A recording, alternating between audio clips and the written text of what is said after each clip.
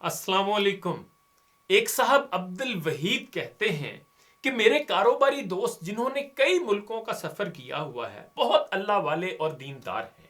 ان کی ایک روحانی اور ایمان افروز بات بتاتا ہوں۔ ایک دن وہ مجھ سے کہنے لگے کہ اگر میں کسی مصیبت زدہ شخص کو دیکھتا ہوں تو مسنون دعا لازمی پڑھتا ہوں۔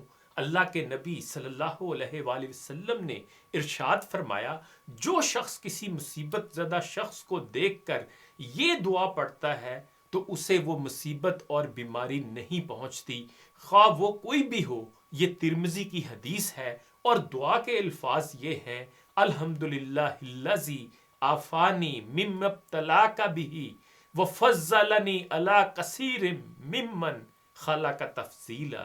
اس کا ترجمہ یہ ہے کہ ہر قسم کی تعریف اس اللہ کے لیے ہے جس نے مجھے اس چیز سے عافیت دی جس میں تجھے مبتلا کیا ہے، اور مجھے اپنی مخلوق میں سے بہت سوں پر فضیلت عطا فرمائی ہے۔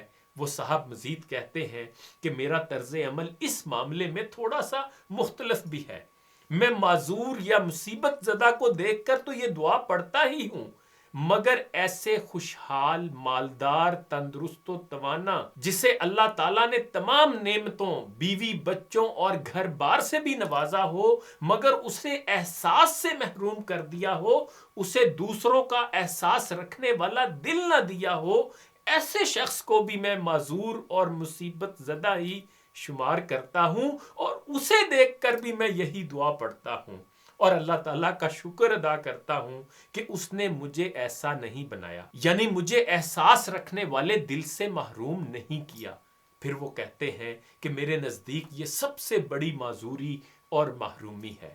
میں نے بہت سے مالدار بلکہ پلازوں کے مالک جنہوں نے مال و دولت کے گھمنڈ میں دوسرے انسانوں کو انسان سمجھنا چھوڑ دیا، یا یوں کہیں کہ خود کو انہوں نے انسانوں سے اوپر والی مخلوق سمجھنا شروع کر دیا، وہ کہتے ہیں کہ مجھے ایسے لوگوں پر ترس آتا ہے، اور اس کی وجہ یہ ہے کہ میں نے ایسے لوگوں کے انجام بہت برے دیکھے ہیں۔ پھر وہ صاحب کہتے ہیں کہ ایک ایسا ہی مالدار شخص فوت ہوا جس کی کمپنی کے ساتھ میرا لین دین تھا۔ مجھے پتا چلا تو میں بھی جنازہ پڑھنے چلا گیا۔ گھر کے صحن میں جنازہ ادا کیا گیا، تقریباً 15-20 لوگ ہوں گے۔ تدفین کے بعد سوچا لواحقین سے تعزیت کر لوں۔ جب ان کے لواحقین کے متعلق پوچھا تو پتا چلا کہ لواحقین میں سے یہاں کوئی بھی موجود نہیں ہے، سبھی باہر کے ملک میں ہوتے ہیں۔ جنازے اور تدفین میں شریک افراد گھر کے نوکر تھے، اور ان میں ایک فرد ان کی کمپنی کا مینیجر تھا۔ وہ صاحب کہتے ہیں کہ میں نے اسی کے ساتھ تعزیت کی اور گھر چلا آیا۔ اس سارے واقعے کے پیچھے دو باتیں ہیں۔